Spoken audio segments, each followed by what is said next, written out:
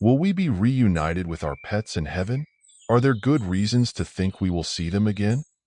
I think there are. Let's take a look at this question.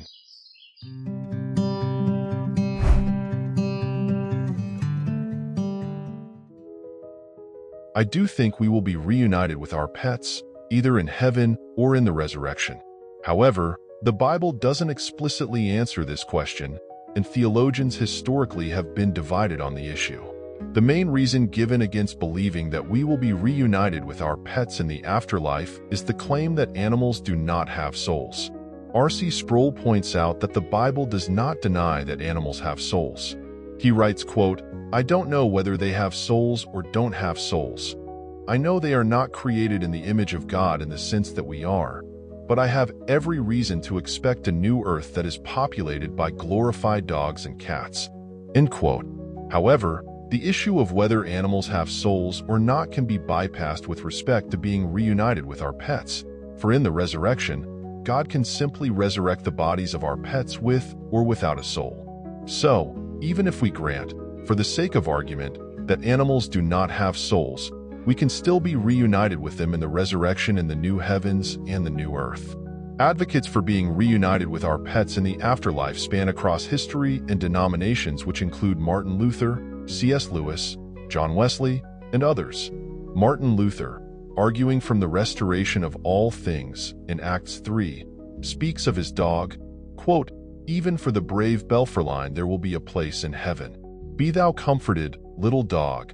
Thou too in resurrection shall have a little golden tail." End quote.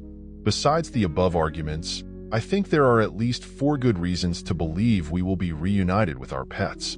First, we are told in Scripture that animals are part of heaven in the resurrection. As R.C. Sproul points out, quote, "Images of heaven and future redemption include animals. The lamb, the lion, and the wolf are all mentioned. These images may be only metaphorically illustrative, but coupled with the promise of cosmic redemption, they lend some real hope to the future redemption of man's animal companions." End quote. Second, animals in the Bible are linked to the household. They are often blessed or suffer consequences in connection to their owners or heads. All of creation fell because of the sins of Adam and Eve. We see animals connected to and blessed with their households in Exodus 9. Additionally, animals get to rest, as part of the household, in the commandment to keep the Sabbath, Exodus 20. These connections of animals to the household make it likely that they will be blessed with us in heaven or the resurrection. As C.S. Lewis argues, quote, "An animal's destiny is through and through related to man's." He continues, "The derivative immortality suggested for them is not a mere amendment or compensation. It is part and parcel of the new heaven and new earth." End quote. Third, Romans 8 elaborates on this connection between creation, including animals, and redeemed humanity. Paul says that the creation groans and is subjected to futility, and yet has an earnest expectation and eagerly waits for the revealing of the sons of God. Paul continues stating that creation itself also will be delivered from the bondage of corruption into the glorious liberty of the children of God, Romans 8.